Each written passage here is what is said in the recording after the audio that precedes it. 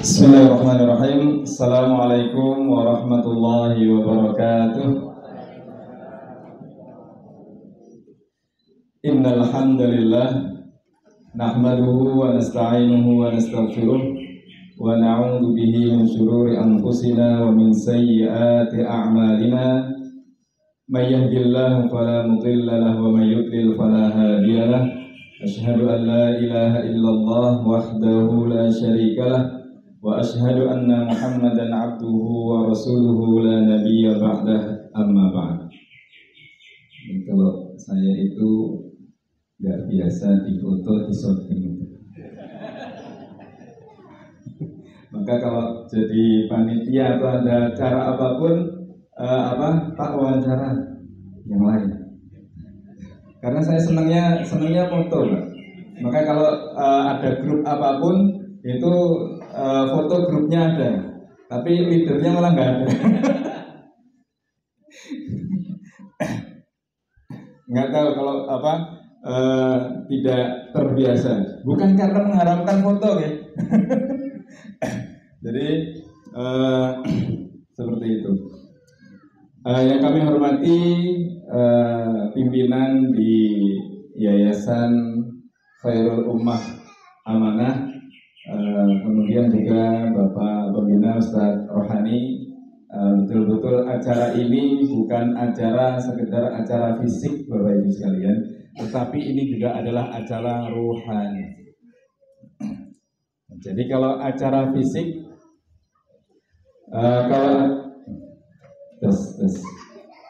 Jadi kalau acara fisik mungkin pertautan atau tertautan kita hanya dengan fisik kita, tetapi acara rohani kita ini datang dengan fisik kita sekaligus dengan hati kita. Nah, maka acara halal bihalal ini adalah acara rohani. Karena kalau acara fisik sampun salam-salaman sedanten, gitu. Jadi kemarin setelah Idul Fitri sudah ketemu, sudah salam-salaman, hampir mungkin sudah ketemu semua. Berarti kalau acara fisik sebenarnya acara halal bihalal sudah selesai, karena sudah salam-salaman. Jadi kemudian hadir di tempat ini, maka kehadiran kita di tempat ini itu kita menghadirkan fisik kita dan menghadirkan rohani kita, sebagaimana nama pembina Yakwa, yaitu Bapak Rohani. Tapi kalau ada yang namanya jasmani, gitu. Kemudian kepada Bapak Ibu yang dirahmati Allah, yang hadir pada kesempatan pagi hari ini, tidak lupa marilah kita bersyukur kepada Allah Subhanahu wa taala atas segala nikmat yang Allah berikan kita dalam keadaan sehat walafiat. Meskipun kita berada di akhir atau menjelang akhir bulan Syawal, tetapi ini masih pertengahan bulan pertengahan bulan Mei. Berarti kalau secara bulan Syawal itu sudah kering, tetapi karena masih di pertengahan bulan Mei, berarti ya sebenarnya masih cukup inilah, belum terlalu kering banget. Jadi kita patut bersyukur kepada Allah, kita dalam keadaan sehat walafiat. Allah berikan rahmat hidayahnya, nikmatnya kepada kita masih bisa menjalankan silaturahim. Semoga dengan silaturahim ini banyak hal yang kita dapatkan. Tentunya selain tadi sudah disampaikan oleh beliau beberapa jaringan bisnis dari Yakwa, tetapi selain itu juga ada tentang kekalnya athar, jadi panjangnya usia. Seringkali kemudian diartikan tentang hikmah dari silaturahmi itu panjang usia, tetapi sebenarnya panjang kenangannya. Kalau usia tidak bisa dipanjangkan, karena usia kita dibatasi oleh Allah Subhanahu wa taala, la yastakhiruna sa'atan wa la yastaqdimun. tetapi kenang-kenangannya dari silaturahim ini yang panjang. Dengan berkumpul komunitas di Aqua ini, maka sebagian mungkin ada yang sudah mendahului kita, tetapi kenangannya masih ada. Seperti itulah kemudian silaturahim ini memperpanjang kenangan kita di hati orang-orang yang selalu bersilaturahim dan orang-orang yang kita sayangi. Kemudian yang kedua, salawat dan salam kita sampaikan kepada suri tauladan kita Nabi Agung Muhammad sallallahu alaihi wasallam, kepada para sahabat, keluarga dan seluruh pengikutnya yang istiqomah. Bapak Ibu yang dirahmati Allah, ini Masya Allah luar biasa, sampai kemudian sound system pun itu tercatat dengan baik. Jadi sound system tadi beliau sampaikan salah satu kesuksesan dari sebuah pengajian itu adalah sound systemnya. Jadi sound systemnya sekarang sudah diperbaharui, wakaf dari Bapak Ibu sekalian. Tetapi kalau hari ini saya menyampaikan kurang berkenan di hati Bapak Ibu sekalian, jangan disalahkan sound systemnya ya. Ya, hadirin yang dirahmati Allah, di sini saya ingin menyampaikan yang pertama adalah tentang acara halal bihalal ini. Acara ini tidak akan terjadi kecuali dengan adanya bulan Ramadan. Kalau kita katakan acara halal bihalal ini adalah saling memaafkan, maka sebenarnya saling memaafkan itu bukan acara formal, tetapi artinya formal yang kemudian kita bermaafan atau kemudian kita memaafkan atau minta maaf kepada orang lain harus dengan acara tertentu. Tapi sebenarnya acara saling memaafkan atau meminta maaf, memberi maaf itu adalah acara personal kita. Kita salah ya minta maaf, kemudian ada orang yang salah mohon maaf, kemudian kita beri maaf. Jadi sebenarnya ini acara kita sendiri-sendiri. Jangan sampai kemudian akhirnya ada yang mengatakan sudahlah nanti saya minta maaf nunggu sama halal bihalal. Karena nunggu halal bihalal, dan halal bihalal itu adanya setahun sekali. Kalau kemarin kadang-kadang ada MC yang menyampaikan gini, acara yang baik ini marilah kita lestarikan, kita jangan sampai kemudian ditinggalkan. Kita melestarikan halal bihalal seperti ya tetap setahun kali. Nggak bisa kemudian kita mengajarkan judulnya halal bihalal setahun 2 kali. Pertama bulan Syawal, yang kedua bulan Jumadil akhir misalnya. Nggak bisa. Karena ini terkait dengan Ramadan. Ada Ramadan maka kemudian ada acara halal bihalal. Sebuah tradisi yang kemudian kita budayakan, kita lestarikan, dan ini ada kebaikan di sana meskipun mungkin dalam kondisi tertentu ada hal yang tidak sesuai dengan tujuan dari halal bihalal itu sendiri. Bapak Ibu yang kami hormati, acara halal bihalal ini yang datangnya setelah Ramadan memberikan isyarat bahwasanya ketika kita menjalin hubungan dengan saudara-saudara kita, saling memaafkan, maka hubungan kita dengan Allah Subhanahu wa taala itu harusnya sudah selesai terlebih dahulu. Tetapi memang ada budaya unik, mungkin saya rasa belum lama sejak era media sosial. Kalau dulu kayaknya belum, atau saya nggak tahu, saya tidak tahu ya. Jadi kalau biasanya kita maaf-maafan itu setelah Ramadan pada acara halal bihalal ini. Tetapi beberapa tahun terakhir itu sebelum Ramadan juga seperti itu. Selamat datang bulan Ramadan. Mohon maaf sekiranya saya ada salah dan seterusnya. Akhirnya karena mendapat di media sosial seperti bagus ini, kemudian akhirnya di-share kepada yang lain. Bagus juga ini, akhirnya di-share kepada yang lain. Wah, akhirnya terus kemana-mana. Dan tahun depan akhirnya berulang lagi. Tetapi sebenarnya Ramadan ini yang menjadi titik tolak kita mengadakan acara ini adalah bagaimana kemudian hubungan kita dengan Allah itu kita perbaiki. Dan itu kemudian Allah berikan wadahnya.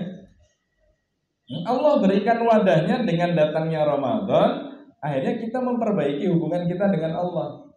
Karena mohon maaf, kita ini kadang-kadang kalau disuruh sadar sendiri susah Bapak Ibu. Maka kemudian dipaksa oleh Allah dengan datangnya Ramadan. Maka ya ayyuhalladzina amanu kutiba, diwajibkan, ditentukan atas kalian. Karena ada kewajiban yang harus kita laksanakan, yang dipaksa kita untuk itu, akhirnya kegiatan atau ibadah yang lain ikut. Begitu puasa otomatis sholat malamnya atau sebelumnya sholat tarawih. Kalau sekarang ini kita tidak puasa, malamnya juga tidak sholat. Tapi saya yakin sahabat Yakuwa baca Qur'annya saja rutin, insya Allah sholat malamnya juga rutin. Ada yang unik begini, salah seorang salafun saleh itu mengatakan keberhasilan ibadahmu di bulan Ramadan terlihat di tanggal 1 Syawal, yaitu pada malam Idul Fitri. Malam Idul Fitri, sholat malam atau tidak? Ataukah kemudian sibuk sebagai panitia zakat fitrah? Kan dari awal Ramadan sholat tarawih. Begitu kemudian diumumkan, apakah sudah diumumkan sebelumnya ataukah kemudian menunggu sidang isbat bahwasanya besok adalah Idul Fitri? Akhirnya kemudian panitia zakat kemudian mengumpulkan zakat fitrah dan kemudian mendistribusikan. Malamnya itu sholat malam. Jangan-jangan kemudian ikut Idul Fitrinya. Idul Fitri nggak boleh puasa. Berarti malam Idul Fitri tidak boleh.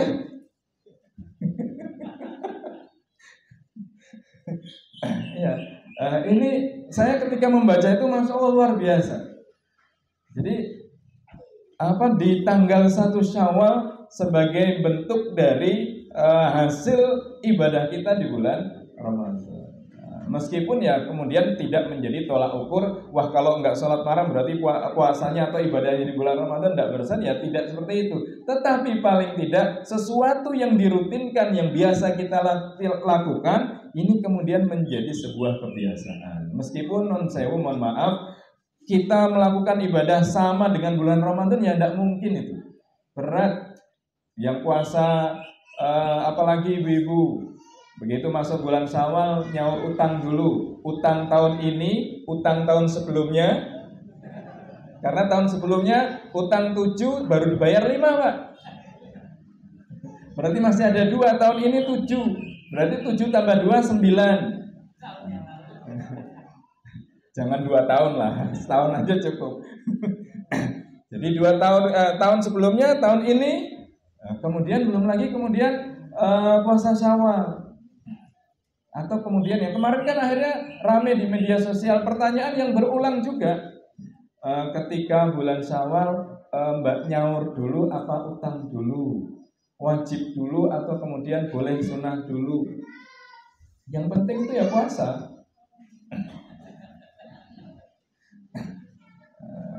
Jadi puasa setiap hari ya kemudian sepertinya tidak mungkin. Karena tanggal 1 jelas nggak boleh haram puasa. Tanggal 2 sudah halal bihalal di tempat bapak misalnya. Tanggal 3 halal bihalal tempat ibu. Tanggal 4 Syawal halal bihalal di mana lagi? Alumni SD, alma hari dan seterusnya. Luar biasa, mau puasa Syawal susahnya minta ampun. Hadirin yang dirahmati Allah, Ramadan mengajarkan kita hubungan kita dengan Allah dijalin dengan baik. Maka kemarin saya ada sebuah di sini dikatakan perkataan Imam Ali. Tapi saya rubah sedikit karena kalau sesuai dengan teksnya kok mengerikan banget gitu. Saya Ustaz Miftah ini enten klintu mungkin dijelaskan ini. Jadi kalau teks aslinya begini, saya baca juga ngeri, makanya semalam saya ngisi halal bihalal tak robah sedikit biar agak lembut. Jadi di sini saya urutkan dulu. Jadi manidda'a hubballah wa la yasbir 'alal balwa fa huwa kadzdzab. Siapa yang mengaku cinta kepada Allah dan tidak sabar dengan ujian yang Allah berikan, maka dia adalah pendusta. Kalau ngisi pengajian pendusta, kok sing ngrasa, waduh, pingin apa kalau dikatakan pendusta? Maka saya rubah sedikit teksnya agar lebih halus. Manidda'a hubballah falyasbir 'alal balwa. Maka siapa yang mengaku cinta kepada Allah, hendaklah dia sabar dengan ujiannya. Kalau dibilang kadzab ya serem, Pak. Wah, pendusta. Itu kemarin ada mahasiswa itu, namanya mahasiswa juga gitu. Ketika disampaikan orang yang minum minuman keras, kemudian ibadahnya atau sholatnya tidak diterima 40 hari. Ya sudah kalau gitu ya sekalian saja nggak sholat gitu. Jadi pada nggak diterima, ya nunggu 40 hari. 40 hari lagi selesai baru sholat. Diterima kan? Kacau lebih. Maka memang harus hati-hati. Nah di sini hubungan kita dengan Allah yang sudah terjaga dengan baik, bahkan kita berdoa dengan Allah, kepada Allah luar biasa. Kadang-kadang doa yang kita ucapkan di bulan Ramadan, bulan Syawal sudah nggak dipakai lagi. Kan biasanya kalau sholat tarawih, habis sholat tarawih, Allahumma innaka afuwun tuhibbul afwa fa'fu anni. Selesai Ramadan, tasik diwawas. Apakah kita minta maaf kepada Allah itu hanya di bulan Ramadan dengan doa itu, kan gitu? Sama seperti doa ini, doa mau makan apa Bapak Ibu? Allahumma barik lana bima razaqtana wa qina adzabannar. Kalau doa itu dibaca di luar makan boleh atau tidak? Maka ada yang bilang itu doa korupsi itu. Jadi doa menangkal korupsi ya doanya Allahumma barik lana fima razaqtana wa qina adzabannar. Jadi jangan pas mau makan aja, berangkat kerja, Allahumma barik lana fima razaqtana wa qina adzabannar. Cuma kalau ada ustaz pas dongo bareng Allahumma barik lana, kita ustaznya ra pantes gitu. Kalau mangan. Jadi ada penempatan doa yang kadang-kadang sebenarnya maknanya baik, cuma kadung sudah dikasih judul doa mau makan. Sama doa Allahumma innaka afuwun tuhibbul afwa fa'fu anni. Atau Allahumma inni as'aluka ridhaka wal jannah wa a'udzu bika min sakhatika wan nar. Cenderung di bulan Ramadan. Memang kalau akhirnya kembali kepada doa sapu jagat itu sudah panjenengan doa itu sudah selesai semua, nggak pakai doa yang lain sudah cukup. Ini yang pertama tadi, siapa yang mengaku cinta kepada Allah hendaklah dia sabar dengan ujiannya. Ujian dari Allah itu benten-benten, beda-beda antara satu orang dengan orang yang lain. Ada orang yang diuji dengan dengan dirinya sendiri, ada yang diuji dengan pasangannya, ada yang diuji dengan anaknya, ada yang diuji dengan orang tuanya, ada yang diuji dengan mertuanya, ada yang diuji dengan hartanya, ada yang diuji dengan tetangganya. Tetapi bukan berarti ketika diuji kemudian lari. Kalau lari ya susah, nggak bisa hidup kita. Maka kemudian bersabar. Dan bersabar itu tidak ada batasnya. Di dalam Al-Quran, dalam surat Yusuf hanya dikatakan fasabrun jamil. Sabar itu indah. Dan mohon maaf, kalau dalam sebuah riwayat itu dikatakan yang menasehati sabar itu memang orang yang dituakan dan orang yang berpengaruh, Bapak Ibu. Di suatu ketika Rasulullah sedang jalan dengan sahabat yang lain, kemudian melihat seorang nenek. Nenek itu pasti tua nih. Nenek yang tua, kan?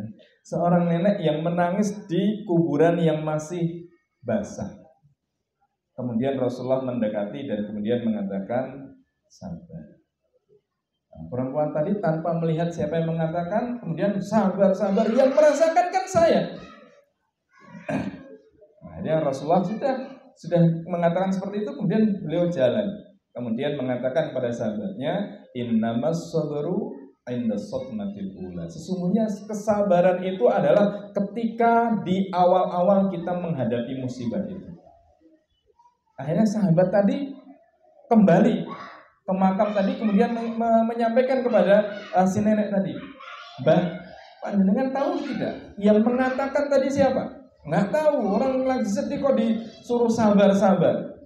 Yang mengatakan tadi Rasulullah. Akhirnya nenek tadi menemui Rasulullah, mohon maaf ya Rasulullah. Saya tidak tahu kalau itu yang menyampaikan panjenengan.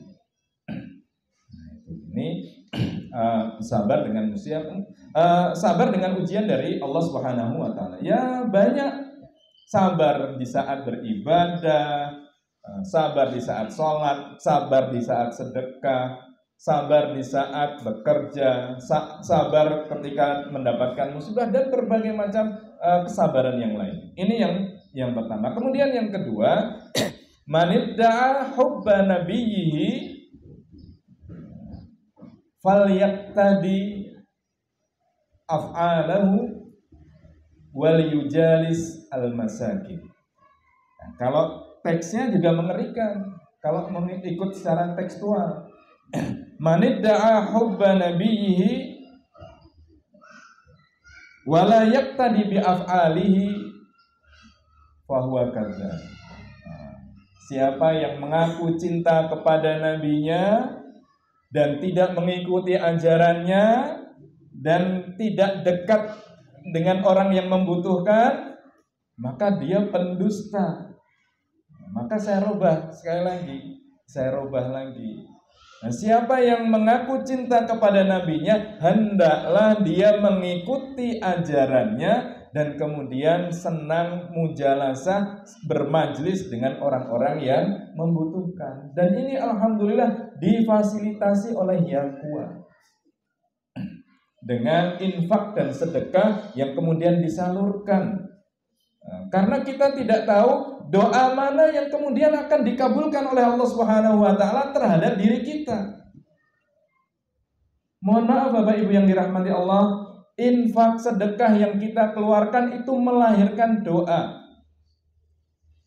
Contoh itu kalau panjenengan kadang-kadang itu kan ada yang, mohon maaf, yang di jalan-jalan itu kita kasih, ada yang kemudian terima, tapi ada yang kemudian doa. Saya itu waktu itu di pertigaan arah ke Donohudan, jalan ke arah Kertosuro, kemudian ke kiri arah Donohudan ya. Nah ini di pertigaan itu, tapi yang dari arah Donohudan mau ke kanan arah Semarang itu lampu merah ada yang minta. Itu kalau dikasih 2 menit tuh. Nah, semoga Bapak Ibu selalu sehat walafiat, semoga keluarganya sakinah, kemudian anak-anaknya baik soleh-soleha, kemudian dimudahkan sampai ke Mekah. Oh Pak, padahal kita ngasihnya berapa Bu Pak? Ngasihnya 1.000, 2.000, dongane papat. Luar biasa. Dan kemudian apakah orang tersebut doa itu kemudian pasti tidak dikabulkan oleh Allah? Belum tentu. Boleh jadi memang doanya tulus. Maka kita tidak tahu kita baik hari ini sampai saat ini itu karena doa siapa? Alhamdulillah. Dengan tehnya belum datang, saya tehnya sudah datang.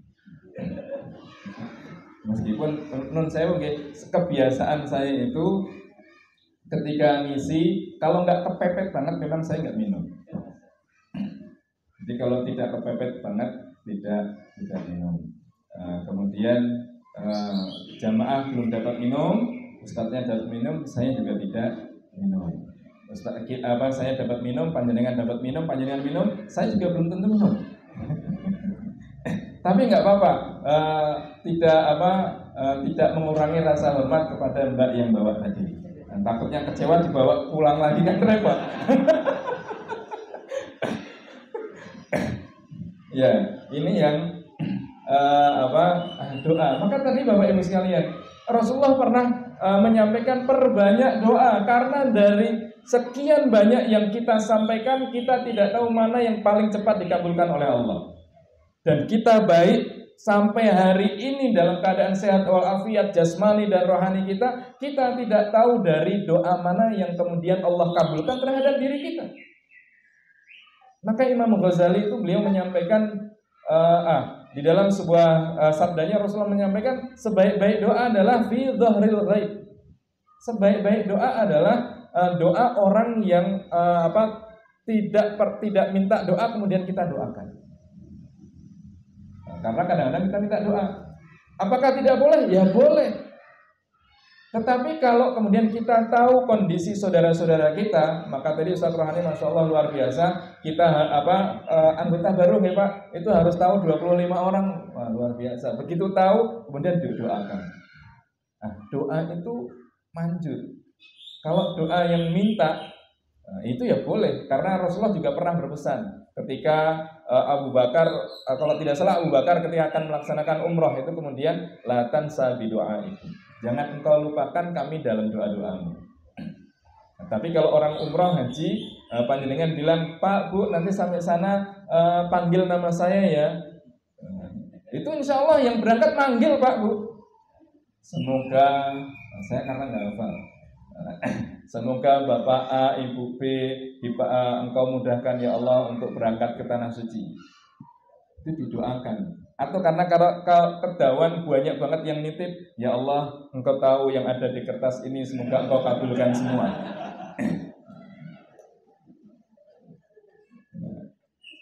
Itu tapi kalau kemudian sudah didoakan berkali-kali, ada yang berangkat haji maupun berangkat umrah, panjenengan tidak daftar, ya nggak akan berangkat. Meskipun berangkat tidak harus dari daftar, didaftarkan orang lain juga boleh jadi. Kembali, siapa yang mengaku cinta kepada nabinya maka ikuti sunnah-sunnah, dan dia kuat memfasilitasi, memberikan sarana Bapak Ibu sekalian untuk mengikuti sunnah Rasulullah SAW, dan kemudian mujalasah dengan orang-orang yang membutuhkan.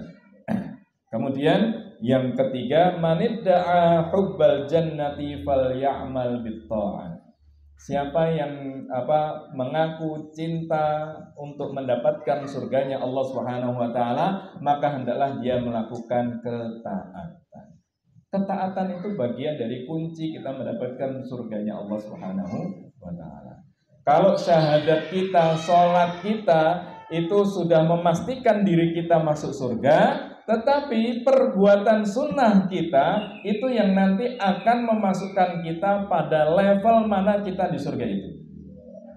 Kalau syahadat, kemudian sholat kita ibadah yang fardu ini, nah itu kunci masuk surga. Surga dalam level yang sama. Tetapi ibadah sunnah yang kita lakukan itu nanti akan memasukkan kita pada jenjang atau derajat tertentu.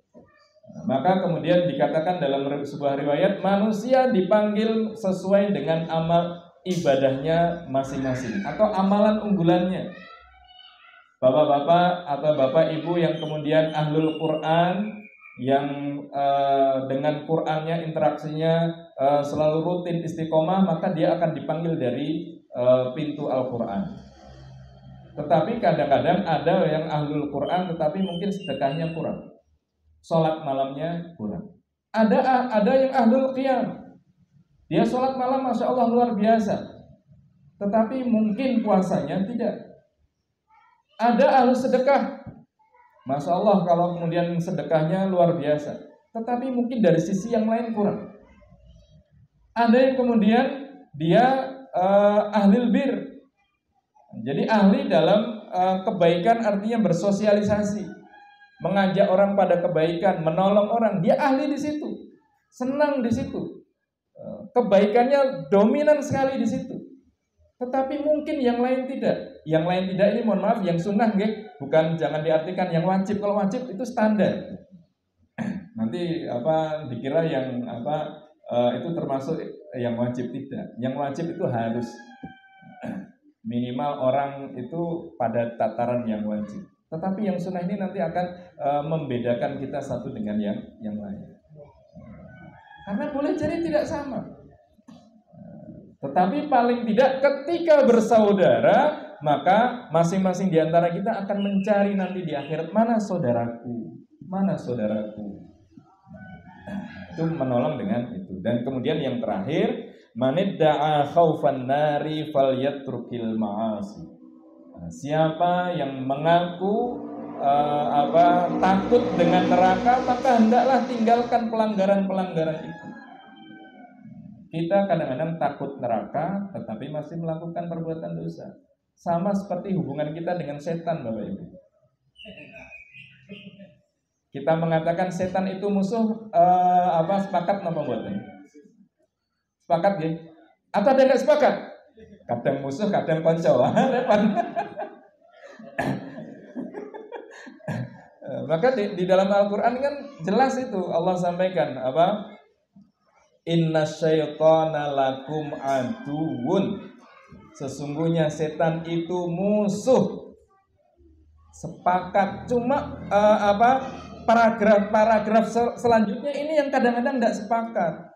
Kalau setan itu musuh kita sepakat, tetapi kemudian Allah perintahkan fattakhidhuhu aduwwa.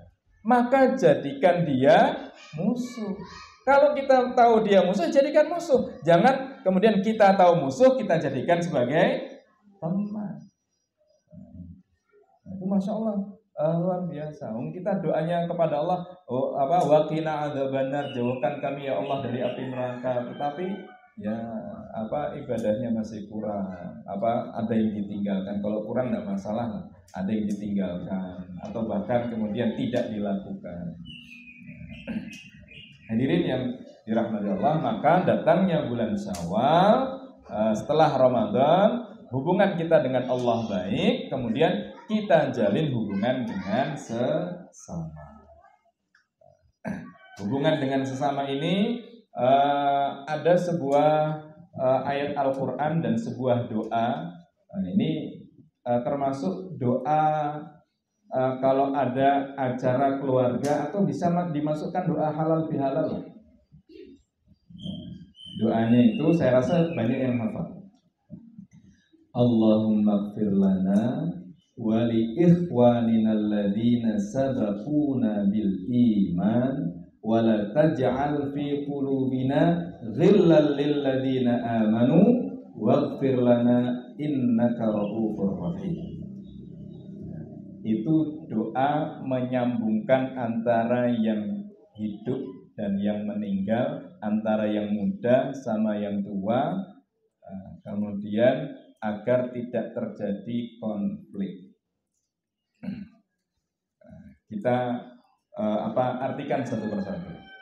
Allahumma ighfir lana, ya Allah ampunilah kami.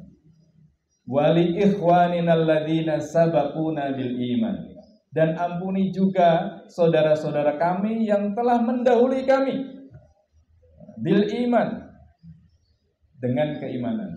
Mendahului kami dengan keimanan, satu, mendahului usia, mendahului mendapatkan hidayah, mendahului bertaubat, mendahului kebaikannya. Artinya orang yang menjadi pioner atau menjadi teladan bagi kita dalam masalah kebaikan. Ya Allah ampuni mereka juga. Tadi mungkin sahabat Yaqwa juga ada yang sudah mendahului, masuk di situ. Ampuni mereka juga ya Allah, karena peran mereka terhadap kami juga ada. Kami terkesan, kami kemudian semangat beribadah, kami semangat ini dan seterusnya, di antaranya karena mereka. Tetapi tidak cukup itu. Hubungan kita dengan sesama manusia itu ribet. Maka kemudian Allah lanjutkan doa itu, wala taj'al fi qulubina ghillal lil ladina amanu. Ya Allah, jangan Engkau jadikan di antara kami, di antara orang yang beriman itu ada ghil. Diartikan biasanya kebencian. Ya Allah, jangan jadikan di antara kami ada kebencian. Kalau secara bahasa itu lebih terasa lagi. Ghil itu bisa dari ghilyan atau sesuatu yang mendidih.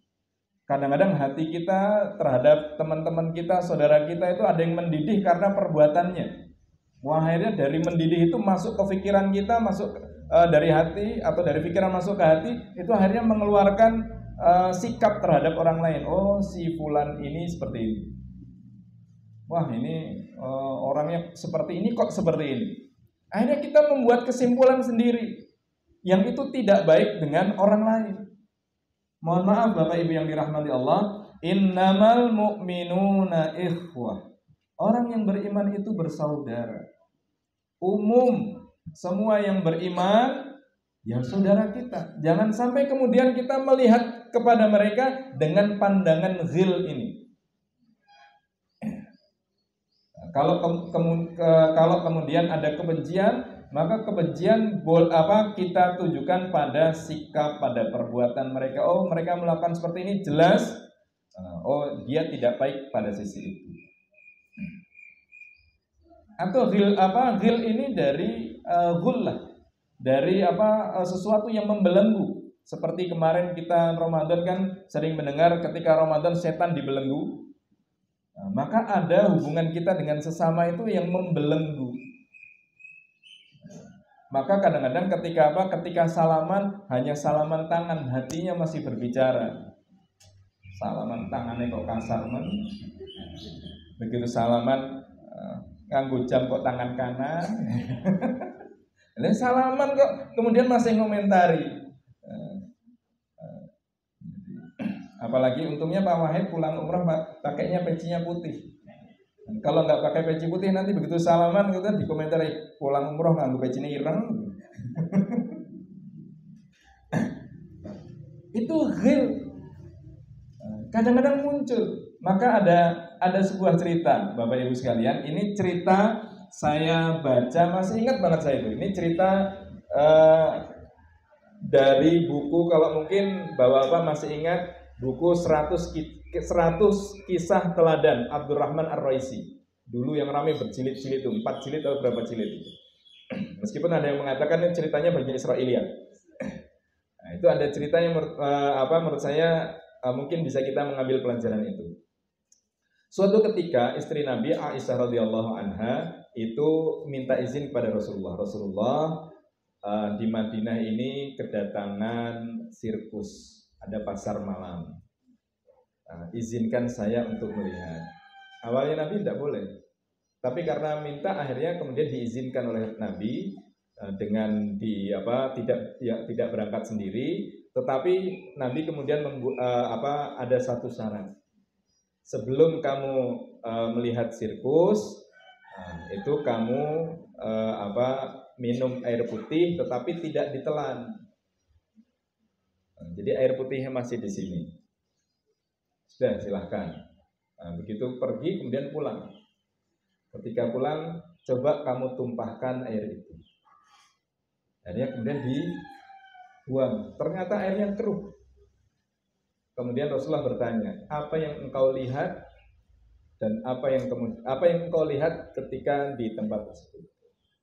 Kemudian beliau cerita, aku melihat ada salah seorang pemain sirkus, orangnya tinggi, tetapi pakaiannya pendek. Kemudian aku berkata dalam hati, ini orang tinggi sekali, kenapa pakaiannya pendek? Setelah itu ada yang kedua, ada orang yang pendek, tapi pakaiannya panjang sekali.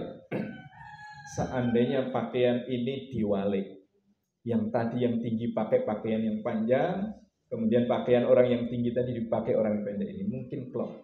Dan kemudian cerita lagi ada ini dan seterusnya. Maka kata Nabi, apa jadinya ketika yang ada dalam hatimu terucap lewat lisanmu? Ya untungnya di batin, tetapi batin itu juga kemudian menjadi masalah.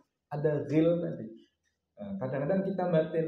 Wong kadang-kadang kita batin itu Bapak Ibu tidak hanya saat seperti ini. Wong sholat aja batin imame kan. Imam sholat kok suwimen gitu. Apalagi yang masjid yang yang imamnya gantian Pak. Kalau imamnya satu nggak gantian nggak bisa ngerasani karena sudah tahu apa cengkoknya gimana, lamanya seperti itu tahu. Tapi kalau imamnya gantian, wah ini yang imam ustadznya ini suwi mesti. Ada yang kemudian, kalau ustadznya ini cepat tapi kultumnya bukan 7 menit, malah 70 menit. Nah, akhirnya niteni, wah ini ustadznya ini, tak sholat di musola sebelah. Nah, hari itu pindah. Ternyata ustadz yang dicari atau yang dititeni tadi, ternyata malah sholatnya di sebelah sana. Wah malah ketemu katanya. Wah suwi bakalan suwi. Itu dulu kami rasakan Bapak Ibu ketika saya mondok. Ada direktur kami itu, santri itu senang ketika begitu masuk masjid sholat subuh, menjelang qomat itu beliau tidak ada. Alhamdulillah Pak ini nggak ada. Ternyata beliau itu sering datang ketika muadzinnya qomat. Allahu Akbar, jedul beliau dari belakang. Wah itu santri itu, Allah ini sholat subuh bakalan setengah jam ini. Betul. Beliau itu membaca Qur'annya sangat pelan sekali dan yang sering dibaca adalah Amma Yatasa'alun dan An-Nazi'ah. Wah, kalau beliau datang itu, aduh ya Allah, itu santri. Mungkin kalau sahabat Jabuan tidak cukup abasa An-Nazi'at Amma Yatasa'alun An-Nazi'at abasa dalam satu rakaat tenang semua. Nggih, ngoten nggih. Hadirin yang dirahmati Allah. Oleh karena itu marilah pada kesempatan yang berbahagia ini, yang mulia ini, hubungan kita dengan Allah kita perbaiki dan sudah kita lakukan. Kemudian hubungan dengan sesama juga kita lakukan. Kita menjadi bersih, kita menjadi suci. Kemudian hal-hal yang mengganjal di antara kita juga tidak bersemayam lama, bersemayam sebentar kemudian hilang. Karena seperti itulah kita menghadap Allah Subhanahu wa taala biqalbin salim, dengan hati yang lurus, dengan hati yang baik, dengan hati yang bersih. Semoga bisa kita lakukan, dan seperti itulah modal kita menghadap Allah Subhanahu wa taala. Hadirin yang kami hormati, saya rasa ini yang dapat kami sampaikan. Semoga kita termasuk dari orang-orang yang bertakwa, yang selalu sadar, yang selalu hati-hati dalam kehidupan di dunia ini sampai kita menghadap Allah, dan tentunya kita dalam keadaan yang muslim, dalam keadaan yang husnul khatimah. Kurang lebihnya mohon maaf. Assalamualaikum warahmatullahi wabarakatuh.